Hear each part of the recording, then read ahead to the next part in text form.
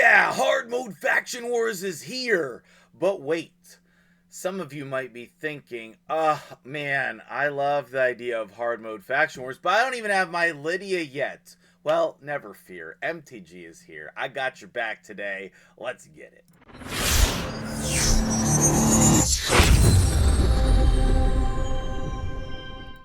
What's up, guys? MtgJedi here. How you doing today? I woke up with the early mid-game players on my heart today, and I thought there's probably a lot of people out here who want to do hard mode Faction Wars, but they don't have their Lydia yet. So big shout out to my dude, Pope is Dope #1. He had messaged me a little bit earlier in the week saying, hooray! I have finally gotten my Lydia. And he and I have been talking about Faction War teams on and off for a bit. I've given him some advice over the months, and he has cleared and gotten his Lydia. He's going to go collect her this Friday for the champion chase, and this was the perfect opportunity to come in and show you guys practical teams that have recently beaten all these factions. Oh man, I'm so excited to share this with you guys. So, his clear is just like really, really recent and really accessible.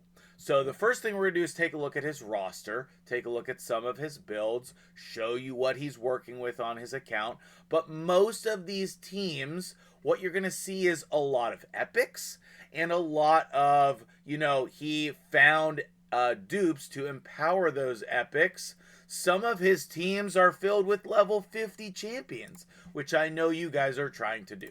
So, first things first, let's come in and take a look at the roster. Then we're going to look at all of his Faction War teams, every single one. I'm going to show you the stats on them so you can get a good idea of what he was working with as well.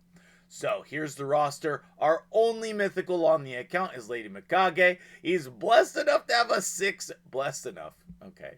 It was an accident, but it's hilarious. Blessed enough to have a 6-star blessing on Lady Mikage, which is amazing. We don't have a crazy roster here. It's not a free-to-play account, but he's also not a crazy whale either. We have a couple of Void Legendaries. We have some Champion Passes. We have some Fusions that were powerful. But this is not even a guy, I don't think, who does all the Fusions.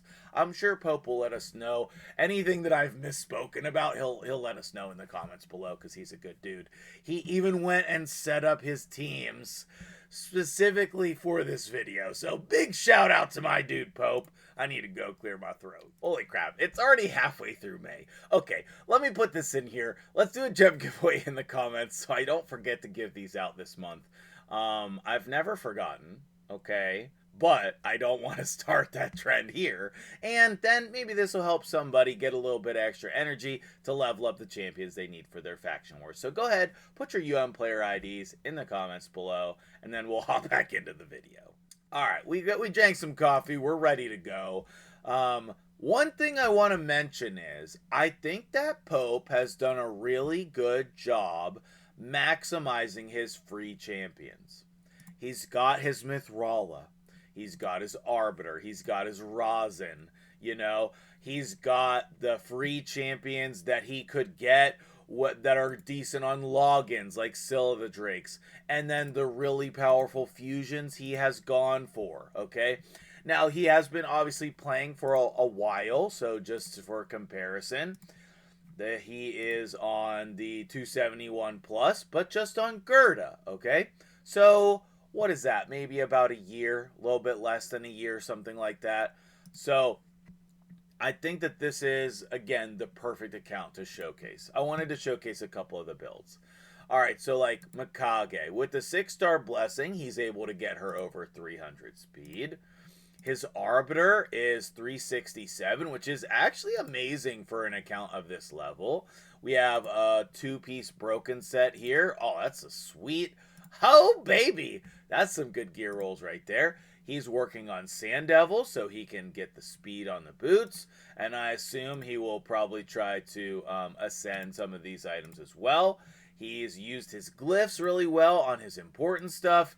Over here, he has a really nice banner. And When the pinpoint dungeon comes back, he should have the gear and the champions to get some more pinpoint gear. Let's just check. Yeah, that's a shame he couldn't get an amulet. If he had gotten an amulet here, he'd have been able to run the 2-piece pinpoint set here for some more speed. But the Trunda build, okay? You know, nothing insane here. 6,000 attack, 213 crit damage. Nice build for his account. He-Man. He-Man's in 6-piece Merciless, 2-piece Slayer. Excellent build for this account. That's probably the best build on this account. That's excellent. So he is being really smart with his builds and his gearing. He's putting his best gear on his best champions. And then if you need to, you can use your free gear swaps to move your gear around to your Faction War teams. Whenever I was clearing Faction Wars a lot for people, I would take their Arbiter gear and move it on to somebody on that Faction War team all the time. I would take their best damage dealer gear, put it on someone on that team. And then the other really common things that I would do is I would put regen and immortal and speed on the reviver. I would make sure that we had a reviver if possible, and we would put just like healing gear on them so that they could be survivable.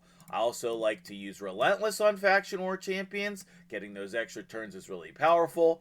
And last but not least, if you have someone super squishy, you can run them in Stone Skin.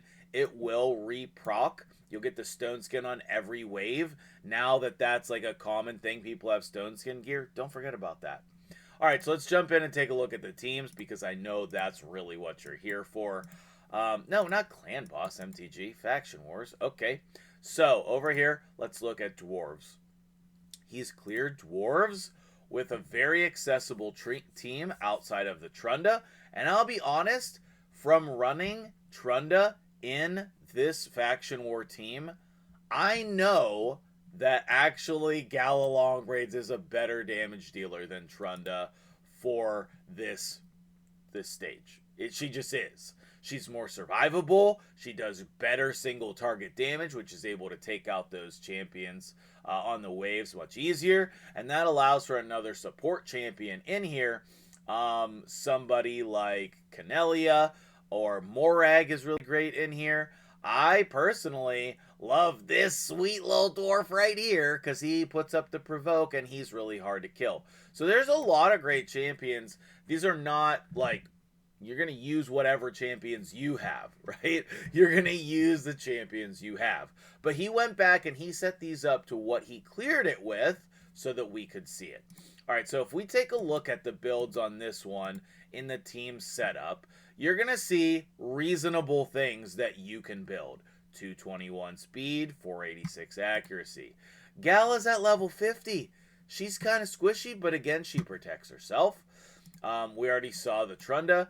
The Demitha, actually I should probably move myself over just a tad so you can see Melga down here at the bottom.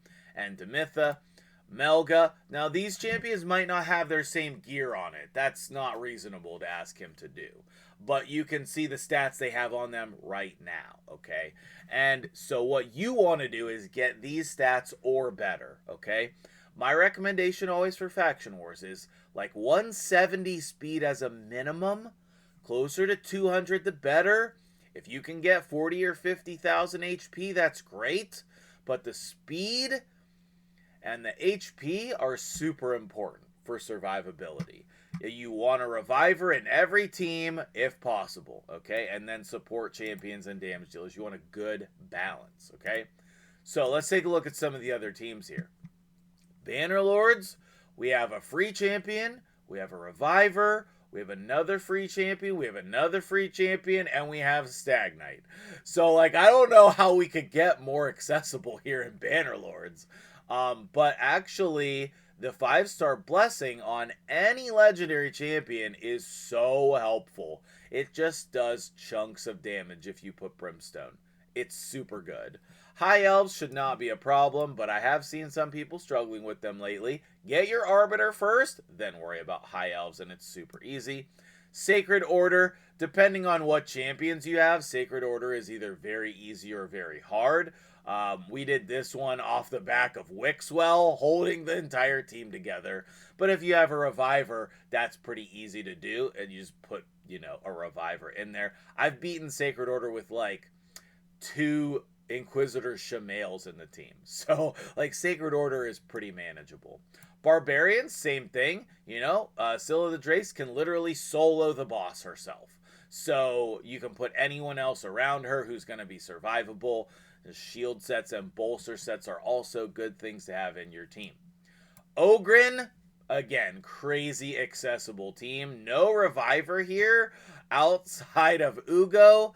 You're going to be manualing this team. Okay, you're going to be manualing this team. You're going to be putting some healing sets on some of your champions. You're going to be putting probably stun sets on Bellowers or Toxic for the boss. Like this one, not going to be the easiest clear.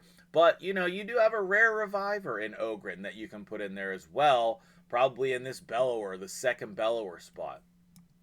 Lizardman is the best free-to-play faction in my opinion, because you can get every single champion free to play. You can run Broadmaws, 1, 2, 3. I've seen crazy things. You can run Rosin, and then the rest of the Lizardmen you could just fill in, like around the Broadmaw and the Rosin. Skinwalkers is very tricky. If you have the reviver, it's pretty easy. And then, your healers are not great, but we do have the Rhino in there now. He's amazing. Otherwise, you're using the old school Steel. I always forget his name. Steel Skull, yeah. I should remember it. His face is steel on his skull. Okay, maybe that'll work. Orcs, pretty easy as well. Vrask is a superhero here. Whatever decreased defense champion that you have. I mean, like, there's a couple different revivers in there now. That's nice. Like, Orcs, pretty reasonable now. Tons of people got Supreme Gallic, so you can just replace your Tila here with anybody else. Demon Spawn, I'm actually pretty impressed with the Demon Spawn team. Demon Spawn can be pretty challenging. Dur the Hungerer, absolute all-star. Our Umbral Enchantress, all-star. Allure, all-star. Mortu and Magnar here are just damage dealers. They can be whoever. Damage dealers are great. Put them in there. They're survivable. It's nice. Gorgorab is like SSS tier for this faction, especially if you don't have Sifi. He does have Rhodos. You don't need Rhodos. Rhodos is nice, but he doesn't really do anything that other champions can't do. Like, I personally like speedrun Undead Hordes with 2 Dark Elhanes. So, she's amazing. And then, if you have Fabian, like, he does everything you want him to do on the waves. Dark Elves, I don't normally see this accessible of a team.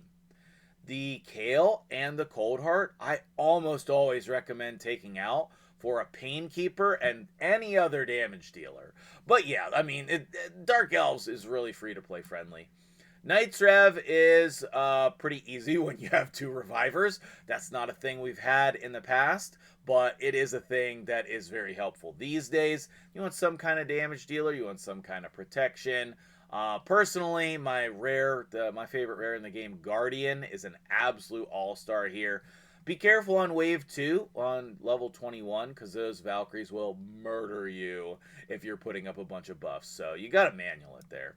We already talked about the Dwarves team being really nice. Shadowkin is great, but it's very difficult if you don't have Kinagashi.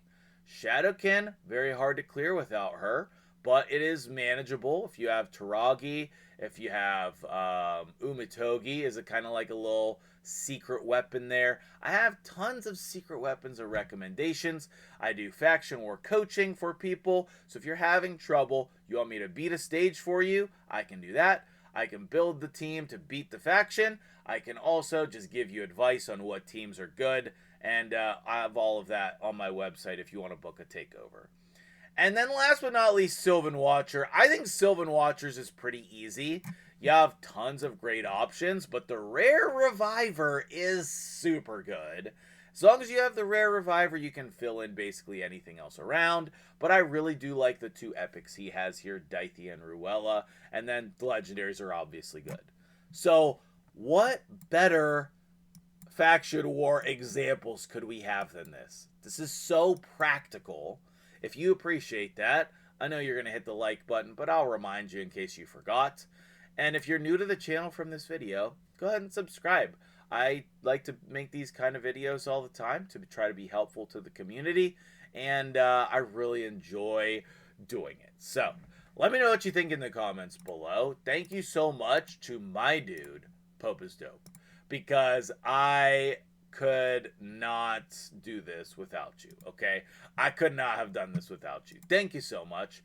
If you have any other questions, hit me up, let me know, and I'll help you out. We'll see you guys in the next video. Appreciate you.